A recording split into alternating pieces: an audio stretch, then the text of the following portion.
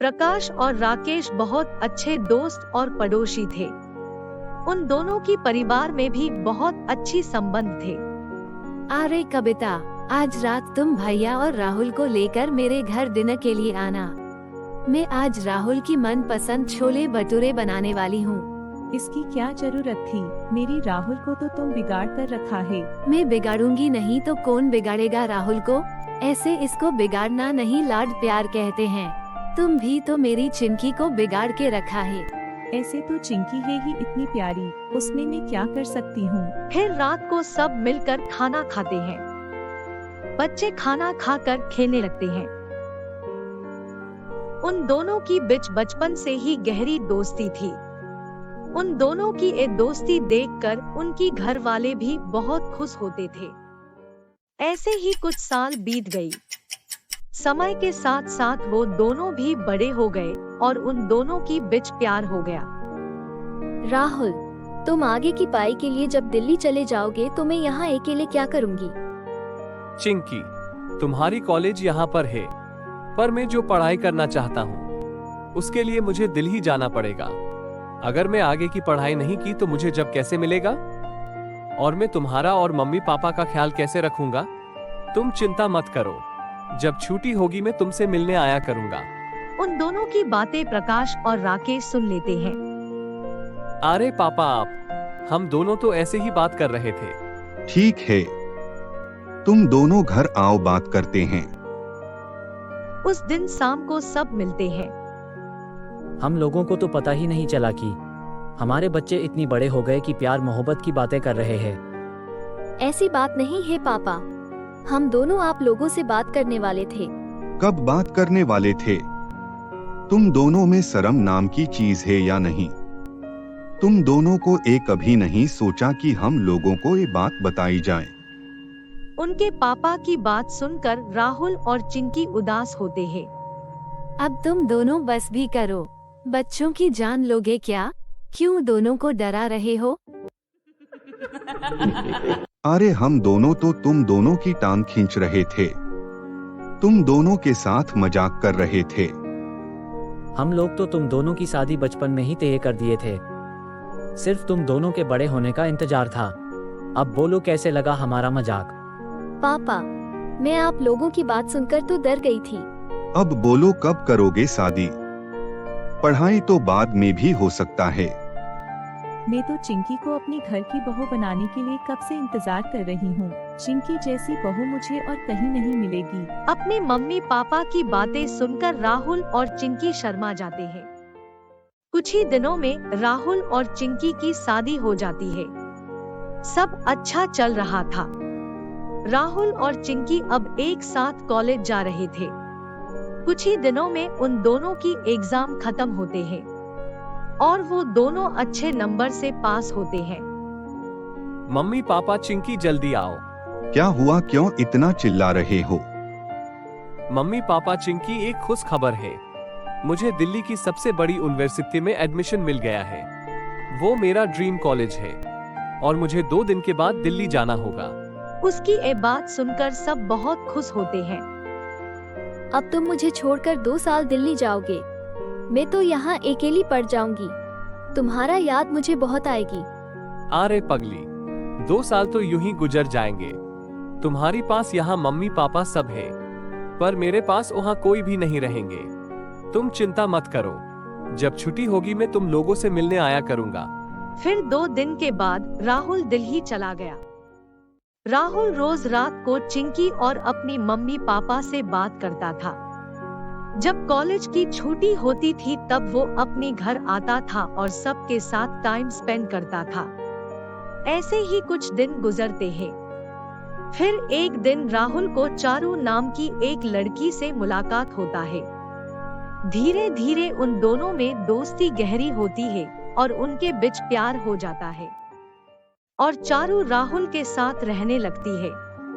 उधर धीरे धीरे राहुल चिंकी और अपनी मम्मी पापा से बात करना बंद कर देता है। एक दिन, हेलो राहुल, तुम मुझे फोन क्यों नहीं करते और मम्मी पापा का फोन क्यों नहीं उठाते? हम लोगों को कितनी चिंता हो रही है तुम्हारा। तुम ऐसे क्यों कर रहे हो? मुझे नहीं, कम से कम मम्मी पापा को तो फोन किया करो। मैं पढ़ाई छोड़ दूं क्या? पढ़ाई छोड़कर तुम लोगों से बातें करता रहूं। तुम लोग सब वहां पर साथ में हो, पर मैं यहाँ पर अकेला रहता हूँ। पढ़ाई, कॉलेज, घर का काम मुझे सब अकेले मैनेज करना पड़ता है, इसलिए मुझे टाइम ही नहीं मिलता तुम लोगों से बात करने के लिए। और कल से मेरा एग्जाम स्टार्ट हो रहा है। तुम या मम्मी पापा मुझे कॉल मत करना। एग्जाम खत्म होने के बाद मैं खुद तुम्हें कॉल करूंगा। ऐसे बोलकर राहुल फोन काट देता है। अरे राहुल, किसका फोन था? मेरी बीवी का। क्या तुम्हारी एक बीवी है? तुम शादीशुदा हो? तुमने मुझे बताया नहीं। मैं इतने दिन से तुम्हारे साथ रह रही हूँ, लेकिन तुम अपनी बीवी की बारे में मुझे कुछ बताया नहीं। मैं जा रही हूँ अब यहाँ से।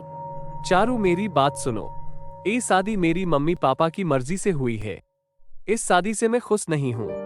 मैं बहुत जल्दी चिंकी को तलाक देकर तुमसे शादी करूंगा।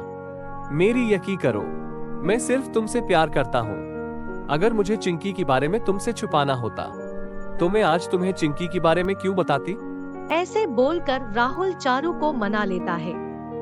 उधर चिंकी अपनी सास ससुर का ख्याल अपनी माता पिता की तरह रखती थी। घर, ऑफिस और सभी काम वो ठीक से करती थी। मम्मी पापा, 2 दिन के बाद राहुल का बर्थडे है। हम राहुल के पास जाकर वहाँ पर उसकी बर्थडे मनाएंगे क्या? ठीक है चिंकी, तुम सब अपनी बैग पैक कर लो। हम लोग कल ही राहुल के पास जाएंगे। अगले ही दिन वो तीनों राहुल को बिना बताए उसके फ्लैट में पहुंच गए और फ्लैट की घंटी बजाए। अरे, अब कौन आया? चारू, तुम्हारी कोई पार्सल आया है क्या? हाँ राहुल, शायद आया होगा, मैं देखती हूँ। राहुल के घर में एक लड़की को देखकर सब हैरान होते हैं। तुम कौन हो और यहाँ क्या कर रही हो? ये मेरा घर है। आप बताइए, आप लोग कौन है? कौन है चारू? राहुल को दूसरी लड़की की साथ देखकर सब हैरान हो जाते हैं। राहुल, क्या तुम इन लोगों को जानते हो? राहुल अपनी मम्मी पापा और चिंकी को देखकर अभी तक शोक में था। अरे ये क्या बोलेगा? उसका तो बोलती बंद हो गया है। मैं तुम्हें बताता हूँ हम लोग कौन है। हम दोनों राहुल की मम्मी पापा है और ये उसकी बीबी है। ये बात सुनकर चारू डर जाती है। अंकल जी, आप लोग यहाँ क्यों खड़े हैं? अंदर चलिए ना। हाँ पापा, आओ ना। कोई जरूरत नहीं ऐसी नाटक करने की। अब क्या देखना बाकी है? अरे पापा, आप जो सोच रहे हो ऐसा कुछ भी नहीं है। अगर ऐसा कुछ नहीं है तो तुम हम लोगों को देखकर इतना डर क्यों रहा है? आप लोग सब अचानक से बिना बताए आ गए ना, इसलिए थोड़ा सा हैरान हूँ। बाकी और कुछ नहीं है। ये लड़की कौन है? इतनी रात में वो तेरी घर में क्या कर रही है? ए चारू है, मेरी कॉलेज फ्रेंड। मेरा कुछ नोटबुक्स उसके पास थी, वो देने के लिए मेरे पास आई थी। वो जाने वाली थी तभी आप लोग यहाँ आ गए। यकीन कीजिए पापा, मेरा और उसके बीच ऐसा बेसा कुछ भी नहीं है। वो सिर्फ मेरा एक दोस्त है। अब छोड़िए जी, एक मिसअंडरस्टैंडिंग की वजह से आपने मेरे बेटे को इतना सुना दिया। जो काम के लिए हमने इतने दूर से यहाँ आए हैं, वो तो अभी तक किया ही नहीं और यहाँ पे खड़े होकर तमाशा कर रहे हैं। हाँ पापा, मुझे राहुल के ऊपर पूरा विश्वास है। अब अंदर चलिए, राहुल का बर्थडे मनाते हैं। और चारू, बहुत रात हो गई है, तुम कल अपनी घर चली जाना। आज तुम हमारे साथ राहुल का बर्थडे मनाना। उसके बाद चिंकी केक बनाकर सारी तैयारियां करती है और सब मिलकर राहुल की बर्थडे मनाते हैं। उसी दिन रात को सब सोने के बाद राहुल चुपके से चारू की कमरे में जाता है। तुम क्यों आए हो यहाँ? तुम्हें देखकर ऐसा नहीं लगता कि तुम चिंकी से शादी अपनी मम्मी पापा के लिए की हो? कितना खुश हो तुम चिंकी को देखकर। चले जाओ इस कमरे से मेरे। चारू, गुस्सा मत हो, मैं सिर्फ तुमसे प्यार करता हूँ। चिंकी मेरा बचपन का दोस्त है। मैं दोस्ती को प्यार समझ बैठकर चिंकी से शादी की, लेकिन जब मैं तुमसे मिला तब मुझे पता चला कि प्यार क्या होता है। तुम्हारे साथ टाइम स्पेंड करके मुझे जितनी खुशी मिलती है इतनी खुशी चिंकी के साथ कभी नहीं मिला। अच्छा, तो हम लोग क्या हमेशा ऐसे चुप चुप के मिलेंगे? मैं तुम्हारा बीबी बनना चाहती हूँ, सिर्फ गर्लफ्रेंड बन के रहना नहीं चाहती। तुम चिंता मत करो, मैं कल सबके साथ घर जा रहा हूँ। समय देखकर मम्मी पापा को समझाऊंगा और तुमसे जल्दी शादी करूंगा।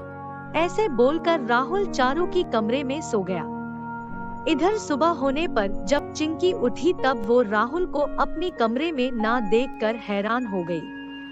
तब उसकी नजर राहुल की फोन की ऊपर पड़ी। वो राहुल की फोन में चारू और राहुल की फोटो और मैसेजेस देखकर बहुत दुखी हुई और उसकी सास ससुर को सब कुछ दिखाई। राहुल कहाँ है? उसको बुलाओ। राहुल मेरे कमरे में नहीं है पापा, शायद चारू की कमरे में होगा। उसके बाद वो तीनों चारू की कमरे में जाते हैं। राहुल को चारू की कमरे में सोता हुआ देखकर उसकी पापा गुस्से से चिल्लाते हैं और राहुल को चाटा मारते हैं। पापा, आप जो सोच रहे हो ऐसा कुछ नहीं है। मैं चारू की कमरे में मेरा एक फाइल लेने के लिए आया था और मेरा आंख लग गया, मैं सो गया। तुम कितना झूठ बोलोगे राहुल। हम लोगों ने तुम्हारी मोबाइल में तुम्हारा और चारू का फोटो देखा और तुम दोनों की मैसेजेस भी पढ़ा है। तुम मुझे और मम्मी पापा को अब अंधेरे में नहीं रख सकते। राहुल, अब तुम्हें फैसला करना होगा कि तुम चिंकी के साथ रहना चाहते हो या चारू के साथ। लेकिन तुम अगर चारू के साथ रहना चाहते हो तो मैं ये भूल जाऊंगा कि मेरा एक बेटा है। मैं मेरी जायदाद से तुम्हें बेदखल कर दूंगा और अपनी सारी जायदाद अपनी बहू चिंकी के नाम कर दूंगा। नहीं पापा, मैं चारू को हमेशा के लिए भूल जाऊंगा और चिंकी के साथ रहूंगा। चिंकी ही मेरा पहला प्यार है। आप सब मुझे माफ कर दो। चलो, हम लोग आज ही घर चलते हैं। उसके बाद राहुल चिंकी और अपनी मम्मी पापा के साथ अपने घर चला आया। कुछ दिन तक सब ठीक चल रहा था। राहुल चिंकी के साथ बहुत अच्छी तरह टाइम स्पेंड करता था। फिर अचानक एक दिन राहुल की मोबाइल पर कॉल आता है। अरे तुम कॉल क्यों किया? मैं अभी घर पर हूँ। अरे बाबा, मुझे तुम्हारी याद आ रही थी। तुम कब आओगे वापस? मैं भी तुमको बहुत मिस करता हूँ चारू, लेकिन मैं भी क्या करूँ? मुझे यहाँ चिंकी के साथ मजबूरी में रहना पड़ रहा है। तुम्हें तो सब पता है। बस कुछ महीने अब नाटक करना पड़ेगा। एक बार सारी जायदाद में अपनी नाम कर लूं, तो कोई टेंशन नहीं रहेगा। फिर मैं तुम्हारी पास आ जाऊंगा। हम खुशी से अपनी जिंदगी काट सकेंगे। और हाँ, अब तुम मुझे कॉल मत करना। अगर कोई हमारा बात सुन लेगा तो सारी बनाई हुई प्लान बिगड़ जाएगा। तभी राहुल को कुछ गिरने की आवाज आती है। वो पीछे मुड़कर जब देखा तो वहाँ पर चिंकी खड़ी थी। वो राहुल की बातें सुनकर बहुत दुखी होती है और राहुल के पास आकर उसको चांटा मारती है। मुझे नहीं पता था कि तुम इतने गिर जाओगे राहुल। मुझे लगा था कि तुम्हारे दिल में मेरे लिए अब भी जगह है। तुम मुझको प्यार करते हो, लेकिन अब पता चला कि तुम तो यहाँ जायदाद के लिए आए हो। मुझे शर्म आती है कि मैंने तुमसे इतना प्यार किया। इतना बोलकर चिंकी गुस्से से वहाँ से चली आती है और अपनी सास ससुर को सब बताती है। ये बात सुनकर उसकी सास ससुर को भी गुस्सा आता है। तभी राहुल वहाँ पर पहुँच जाता है। उसको देखकर उसकी माँ भी उसको चांटा मारती है। मुझे शर्म आती है तुझे अपना बेटा कहते हुए। क्या मिला तुझे ये सब करके? शांत हो जाओ कविता, अब उससे बात करने का कोई फायदा नहीं है। मैंने तुम्हें पहले भी कहा था कि ये तुम्हारा लास्ट चांस है। आज से मेरा कोई बेटा नहीं है। मैं अपनी पूरी जायदाद अपनी बहू चिंकी की नाम करता हूँ। निकल जा अब मेरी घर से। अब तेरा यहाँ पर कोई काम नहीं है।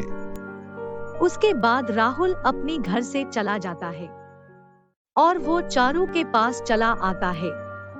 उधर चिंकी और उसकी सास ससुर बहुत दुखी होते हैं। राहुल के बिना चिंकी का कोई काम में मन नहीं लगता। वो सिर्फ घर की काम ही करती रहती थी, किसी से ज्यादा बात नहीं करती थी। चिंकी पहले से ज्यादा शांत हो गई थी। कुछ दिनों के बाद राहुल और चिंकी की तलाक हो गई। तलाक के बाद भी चिंकी अपनी सास ससुर के घर पर रहती थी क्योंकि उसकी सास ससुर उसको बेटी मानते थे। चिंकी बेटा, तुम्हें राहुल को भूलकर अपनी जिंदगी के बारे में सोचना होगा। कब तक यूं ही उदास रहोगी? हाँ पापा, आप सही बोल रहे हो। मैं बहुत दिन हो गया है ऑफिस नहीं गई हूँ। आज से ऑफिस जाऊंगी। धीरे धीरे ऑफिस की काम में चिंकी का मन लगने लगा और वो राहुल को भी धीरे धीरे भूलने लगी। ऐसे ही कुछ दिन बीत गए। एक दिन चिंकी का एक ऑफिस का फ्रेंड उसके घर आया। नमस्ते अंकल आंटी, मैं चिंकी का ऑफिस का फ्रेंड प्रेम हूँ। चिंकी तो घर पर नहीं है। मुझे आप लोगों से बात करनी है। ठीक है, आओ यहाँ पर बैठो और बताओ। अंकल आंटी, मैं चिंकी के बारे में सब कुछ जानता हूँ। मैं चिंकी को पसंद करता हूँ और उसको अपनाना चाहता हूँ। अगर आपकी और चिंकी की हाँ होगी तो मैं उससे जल्दी ही शादी करना चाहता हूँ और उसको खुश देखना चाहता हूँ। प्रेम की ये सब बातें चिंकी सुन लेती है। प्रेम, तुम यहाँ? तुम मेरी बारे में ये सब सोचते हो, उसका मुझे अंदाजा नहीं था। मैं तो तुम्हें अपना सिर्फ दोस्त समझती थी। तुम यहाँ से अभी चले जाओ। मेरा और मम्मी पापा का जो भी फैसला होगा बाद में तुम्हें पापा बता देंगे। उसके बाद प्रेम वहाँ से चला जाता है। चिंकी बेटा, तुम्हें आज नहीं तो कल किसी न किसी से तो शादी करना होगा, तो फिर प्रेम से क्यों नहीं? प्रेम कितना अच्छा और संस्कारी लड़का है। शादी के लिए वो तुमसे बात ना करके हम लोगों से बात किया। तुम्हें प्रेम से अच्छा लड़का और कहीं नहीं मिलेगा। हाँ चिंकी बेटा, तुम्हारी मम्मी ठीक बोल रही है। प्रेम मुझे बहुत पसंद है। वो तुम्हें बहुत खुश रखेगा। अपनी सास ससुर की बातें सुनकर चिंकी प्रेम से शादी करने के लिए राजी हो जाती है और कुछ दिनों में उन दोनों की शादी हो जाती है। राहुल, अब तो चिंकी और तुम्हारी तलाक हो चुकी है और चिंकी की शादी भी हो चुकी है। अब तो हम दोनों शादी कर सकते हैं। चलो हम दोनों तुम्हारी मम्मी पापा के पास जाकर उनको बोलते हैं। मुझे लगता है अब वो हमारी शादी को लेकर मना नहीं करेंगे। चारू, मैंने तुम्हें एक बात छुपाई है। मुझे मेरी पापा ने घर से निकाल दिया है और उनके जायदाद से भी बेदखल कर दिया है। क्या तुमने ये बात मुझसे छुपा कर रखा था? तुम चले जाओ अब यहाँ से। मुझसे कभी बात मत करना। मैं प्यार तुमसे सिर्फ तुम्हारा जायदाद के लिए किया था। जब तुम्हारे पास वो नहीं है तो प्यार कैसा? ए तुम क्या कह रही हो चारू? मैं तुम्हारे लिए चिंकी और मेरा मम्मी पापा को छोड़ा और तुम मुझे छोड़ रही हो। जो आदमी अपनी मम्मी पापा और बीबी का नहीं हो सका, वो मेरा क्या होगा? ऐसे बोलकर चारू वहाँ से चली जाती है। चारू की जाने के बाद राहुल को अपनी गलती का एहसास होता है और वो अपनी घर लौट आता है। तुम यहाँ क्यों आए हो? मैंने तुम्हें मना किया था ना यहाँ ना आने के लिए। मुझे माफ कर दो मम्मी पापा। मैंने आप लोगों को और चिंकी को बहुत दुख दिया है। अब मुझे अपनी गलती का एहसास हो गया है। मुझे अब कुछ नहीं चाहिए। मैं बस आपके साथ रहना चाहता हूँ। राहुल की ये बात सुनकर उसकी मम्मी पापा उसको माफ कर देते हैं। राहुल बेटा, तुमको अपनी गलती का एहसास बहुत देर से हुआ। तुम्हारी इस एक गलती की वजह से तुमने चिंकी जैसी अच्छी लड़की को खो दिया और वो किसी और की हो गई।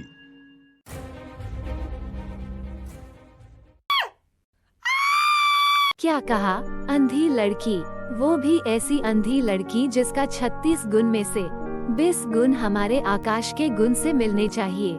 लेकिन ऐसी लड़की हम कहाँ से लेकर आएंगे? हाँ पंडित जी, ऐसी लड़की मिलना बहुत मुश्किल है। घबराने की कोई जरूरत नहीं है।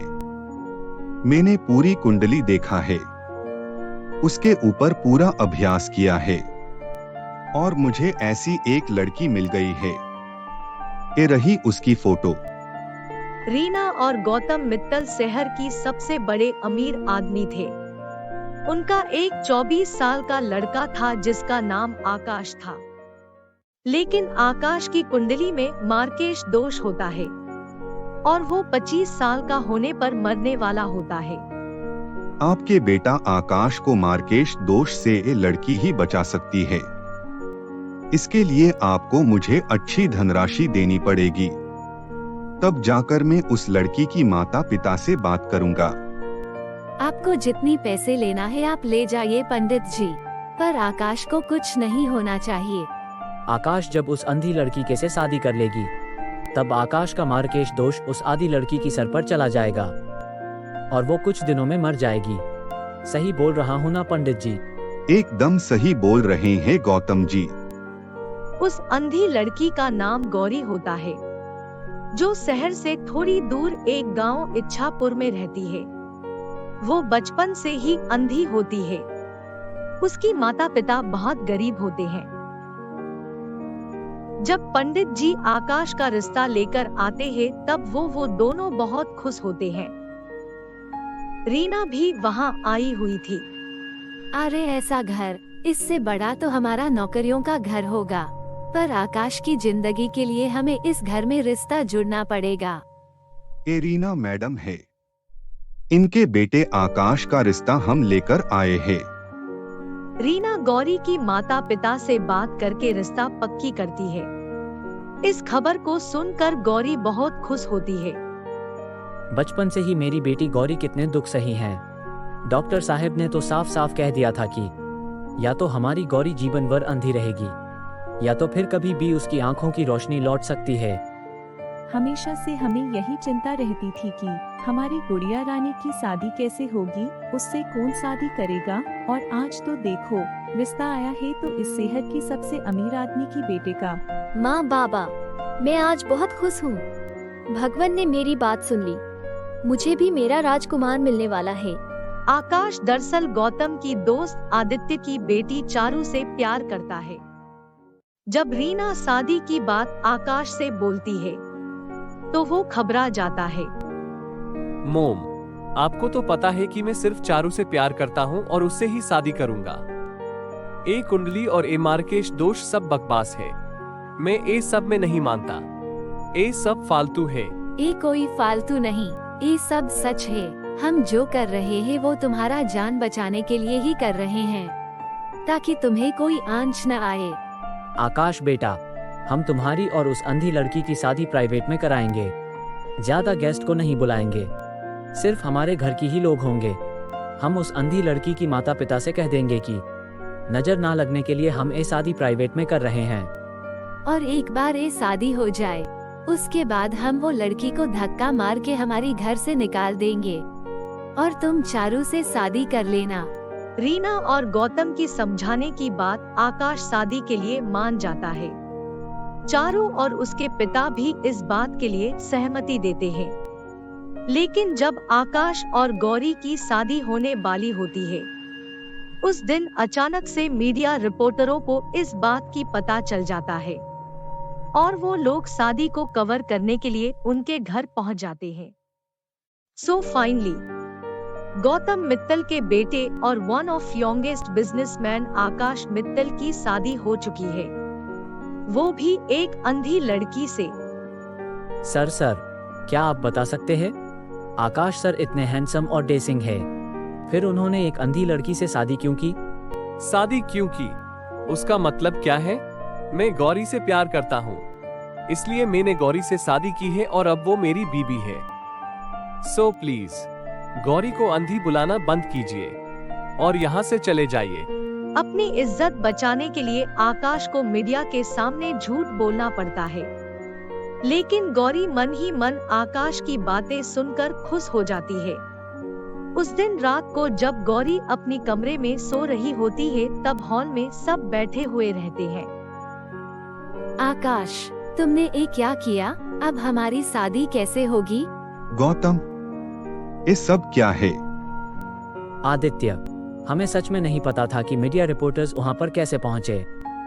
उसी वक्त आकाश ने सिचुएशन हैंडल करने के लिए जो कुछ भी कहा, वो सब ठीक था। आदित्य भाई साहब, उसी वक्त आकाश को जो ठीक समझा उसने वही किया।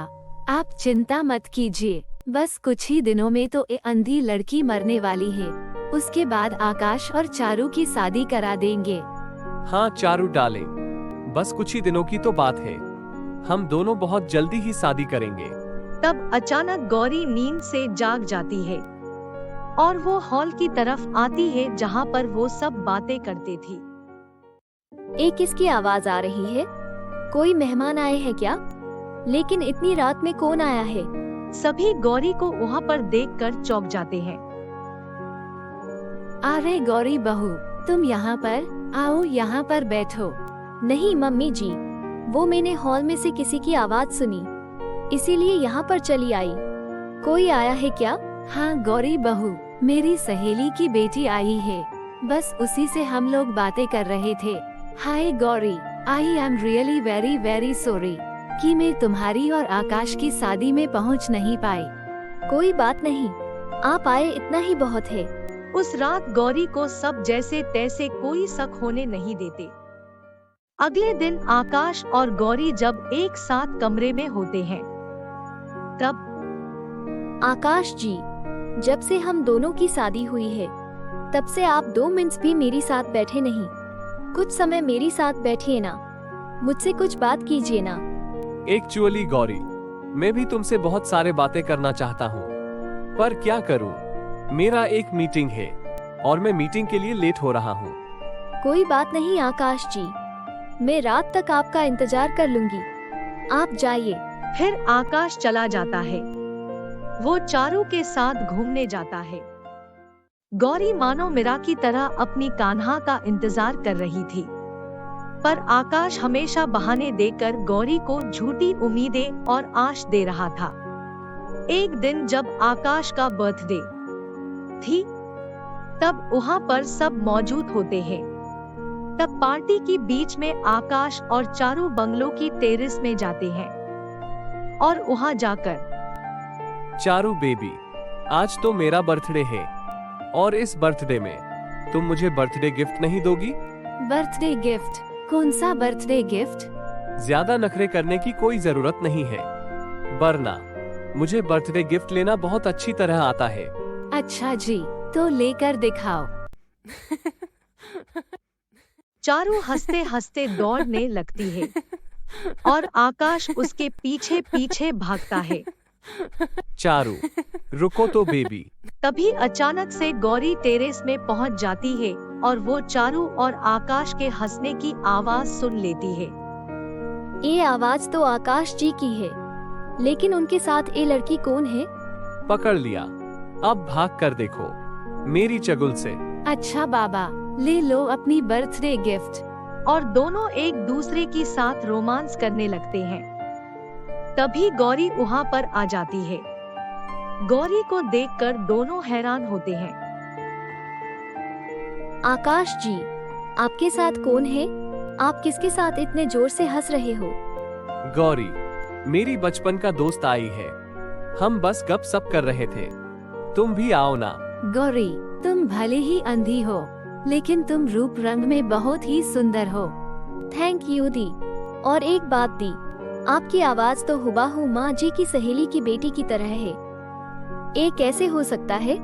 गौरी की बातें सुनकर आकाश और चारू की बोलती बंद हो जाती है। वो दोनों को समझ में नहीं आता कि वो क्या कहे। अरे, ये दुनिया इतनी बड़ी है और हर किसी की आवाज में थोड़ी बहुत वेरिएशन तो होते हैं। हो सकता है आवाज सम साउंड करती हो, ही ना गौरी? छोड़ो ना ये सारी बातें, चलो गौरी, मुझे तुम्हारी साथ फोटो क्लिक करना है। ठीक है आकाश जी, चलिए। आकाश गौरी का हाथ पकड़कर वहाँ से चला जाता है। ये देखकर चारू को बहुत गुस्सा आता है। पता नहीं ये अंधी कब मरेगी और कब मैं आकाश से शादी करूंगी। मुझे बस आकाश और उसके पैसे से मतलब है। पापा और मेरा एक ही सपना है, गौतम मित्तल से डील करके उनके एम्पायर को अपना करना है। पूरा मित्तल परिवार गौरी को धोखे में रख रहा था। बेचारी गौरी उनके धोखे को सच मान रही थी। एक दिन अचानक से गौरी की तबीयत खराब हो जाती है और तभी वो आकाश से कहती है, आकाश जी, क्या आप थोड़ी देर मेरे पास बैठ सकते हैं? मेरी तबीयत ठीक नहीं लग रही है, मन में बेचैनी सा लग रहा है। क्या आप मुझे थोड़ी समय दे सकते हैं? अरे यार, ये अंधी औरत ने तो सच में मेरा जीना दुश्वार करके रखा है। आकाश जी, आप हो ना यहाँ? आकाश जी। आकाश बिना कुछ कहे वहाँ से चला जाता है और बेचारी गौरी बस उसका नाम पुकारते रह जाती है और उसकी राह देखते देखते सो जाती है। चारू और उसके पिता अब परेशान होने लगते हैं। चारू बेटा, हमें जल्द से जल्द कुछ ना कुछ तो करना ही होगा। ना जाने वो अंधी लड़की कब मरेगी। वो मर जाए उससे पहले ही हम ही उसे मार देते हैं। वाओ, ग्रेट आइडिया पापा। अब तो हमें यही करना चाहिए, तब जाकर मैं आकाश से शादी कर पाऊंगी और हमारा मकसद कामयाब हो पाएगा। चारू और उसके पापा अब बहुत बड़ी चाल रचते हैं और चारू गौरी को टेरेस में ले जाती है। उसे आगे चलने के लिए कहती है। दीदी, और अब कितना आगे चलना है? बताइए ना। गौरी, बस थोड़ा और, उसके बाद तुम वो फूलों को तोड़ पाओगे। उसकी खुशबू आकाश को बहुत पसंद है। गौरी आगे चलती रहती है और वो गिरने ही वाली होती है। तब बंगलों का माली गौरी को नीचे से देख लेता है। छोटी मालकिन, रुक जाइए, आगे कदम मत बढ़ाइए, वरना आप छत से नीचे गिर जाओगी। क्या? गौरी तुरंत अपना कदम पीछे ले लेती है। चारू बहुत गुस्सा हो जाती है। दीदी, क्या सच में आगे कुछ नहीं है? तो आप मुझे आगे क्यों जाने दे रही थी? बताइए दीदी, आप खामोश क्यों हो? वो मैं। उतने में वहाँ पर माली आ जाता है। छोटी मालकिन, आप ठीक तो हो ना? ये ठीक है, तुम्हें इतना टेंशन लेने की कोई जरूरत नहीं है। जाओ, पदू को पानी दो। जी ठीक है। गौरी, तुम ये सोच भी कैसे सकती हो? तुम मेरी दोस्त की बीबी हो। आगे अगर कुछ नहीं होता तो मैं तुम्हें बचा लेती ना। माली ने बस ओवर रिएक्ट किया। चलो अंदर चलो, मैं वो फूल लाती हूँ। फिर चारू गौरी की हाथ पकड़कर अंदर ले जाती है, लेकिन उसकी चाल नाकामयाब होने से उसे और उसकी पिता आदित्य को बहुत गुस्सा आता है। एक दिन अचानक से गौरी नींद में सोते हुए बेड से नीचे गिर जाती है और उसकी सर पर मार लगता है। उसके बाद उसकी आंखों की सामने पूरी तरह अंधेरे से रोशनी आ जाती है और वो सब कुछ देखने लगती है। वो हर तरफ नजर घुमाकर देखती है और उसे अपनी आंखों पर यकीन ही नहीं होता। अरे क्या, मुझे अब सब कुछ दिख रहा है। ये कोई सपना तो नहीं है ना? धन्यवाद भगवान, आपने मेरी आंखें ठीक कर दी। गौरी अब आईने के सामने देखकर भावुक होकर बोलती है। अब मैं रोज अपने आप को आईने के सामने देख पाऊंगी। डॉक्टर ने बचपन में ही कहा था, मेरी आंखों की रोशनी या तो फिर कभी नहीं आएगी, और आए भी तो अचानक से कभी भी आ सकती है, वो भी भगवान की करिश्मे से। चलो मैं सबको जाकर ये खुश खबर देती हूँ। सब कितने खुश हो जाएंगे, और तो और मैं अपनी कान्हा आकाश जी को भी देख पाऊंगी।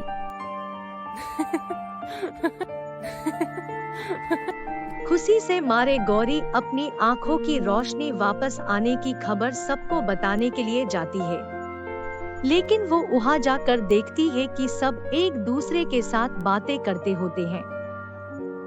हमारी आकाश की मृत्यु दोष के कारण हमने उस अंधी लड़की से आकाश की शादी कराया और आकाश की मृत्यु उस अंधी लड़की के ऊपर चली गई, लेकिन अब तक वो नहीं मरी। अभी कितने महीने बीत गए हैं। इसलिए तो रीना भाभी, मैं बोल रहा हूँ कि ये सब और कितना दिन चलेगा।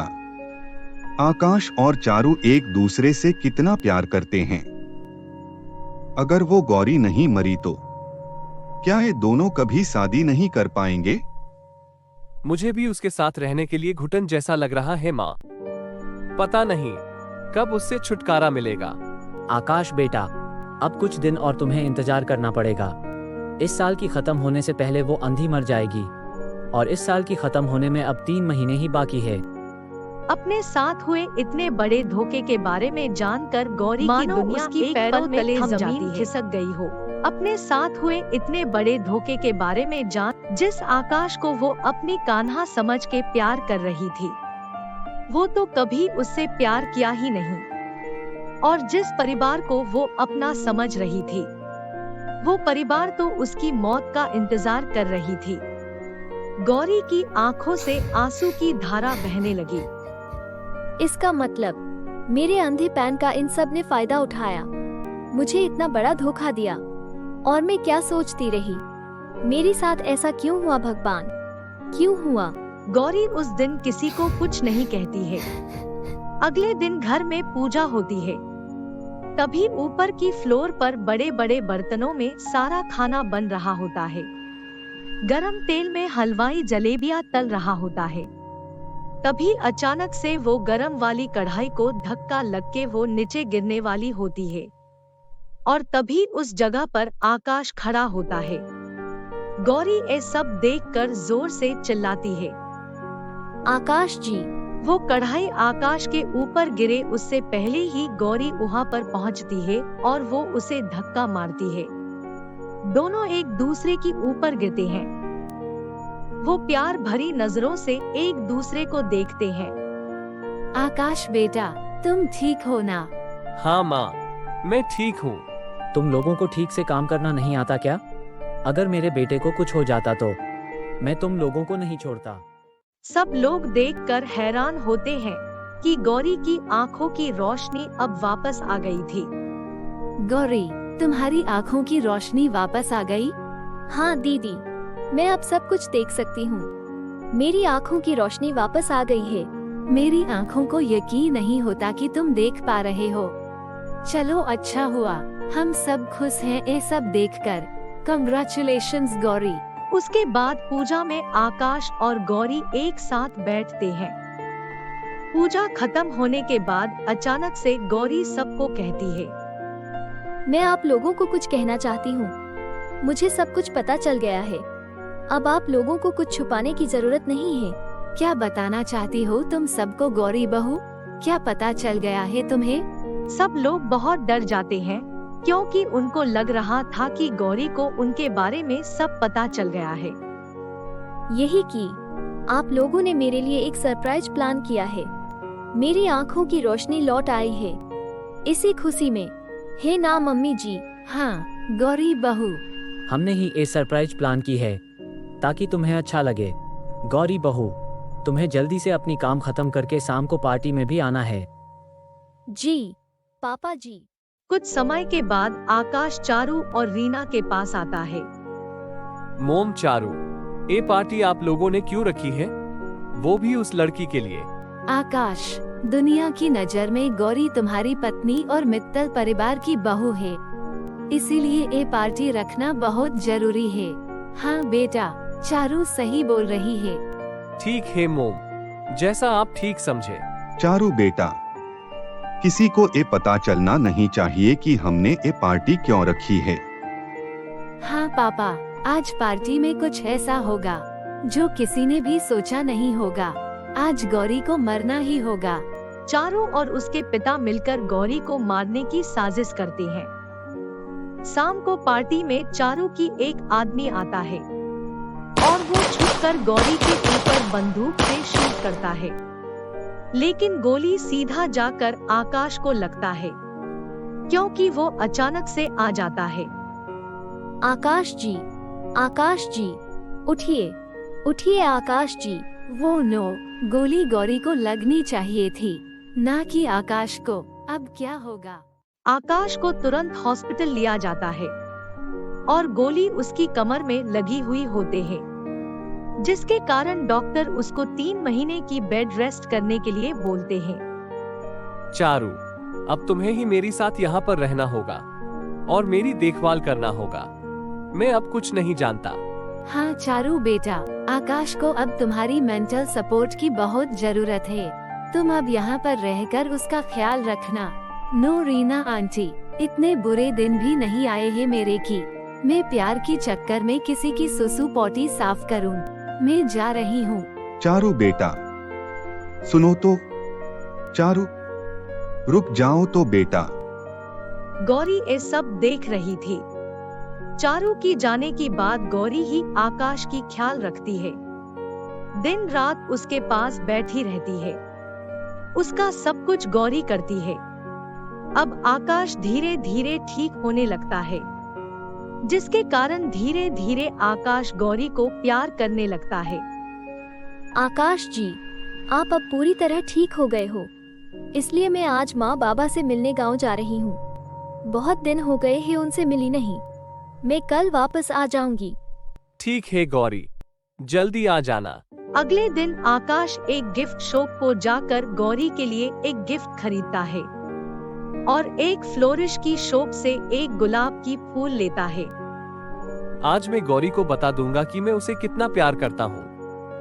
वो बहुत खुश हो जाएगी और उसे अपनी पिछले गलती का माफी भी मांग लूंगा। श्योर, वो मुझे जरूर माफ कर देगी। आकाश जब घर आता है तो वो गौरी की माता पिता को रोते हुए देखता है। अब हम क्या करें समदन जी? गौरी अब इस दुनिया में नहीं रही। वो जब आपके घर लौट रही थी तब एक रोड एक्सीडेंट में वो नहीं रही। रीना, मुझे लगता है मार्केश दोष का असर हो गया है। हाँ, आप ठीक कह रहे हैं। ये बात सुनकर आकाश की हाथ से वो सब गिफ्ट्स गिर जाते हैं। नहीं, गौरी मुझे छोड़कर नहीं जा सकती। मम्मी जी, पापा जी, मुझे माफ कर दीजिए। हम लोगों ने आपसे बहुत कुछ बातें छुपाया है। उसके बाद आकाश उसकी और गौरी की शादी का सच गौरी की माता पिता के आगे कहता है। पर अब मैं गौरी से बहुत प्यार करता हूँ। मेरी वजह से गौरी की मौत हुई है, इसलिए मैं जी कर क्या करूँ। मैं जा रहा हूँ मरने के लिए। आकाश मरने के लिए जाता है। तभी गौरी वहाँ पर पहुँच जाती है और आकाश की हाथ पकड़ के बोलती है, आकाश जी, आंखें खोलिए। आकाश जी। गौरी, तुम जिंदा हो? मुझे माफ कर दो गौरी। मैंने तुम्हारे साथ बहुत गलत किया है, लेकिन मुझे मेरी गलती को सुधारने के लिए एक मौका दो। मैं तुमसे बहुत प्यार करता हूँ गौरी। उठिए, मैंने आपको माफ कर दिया आकाश जी।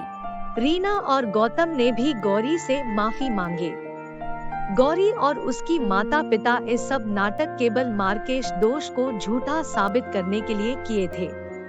दरअसल वो आकाश की माता पिता को ये साबित करना चाहते थे कि मार्केश दोष कुछ नहीं होता, वो सिर्फ एक अंधश्रद्धा होता है। उसके बाद आकाश और गौरी अपनी जिंदगी की एक नई शुरुआत करते हैं और खुशी खुशी रहते हैं। आपको मेरी वीडियो अच्छी लगी है तो अपने फ्रेंड्स के साथ शेयर जरूर कीजिए और हाँ दोस्तों, लाइक और सब्सक्राइब करना मत भूलिए।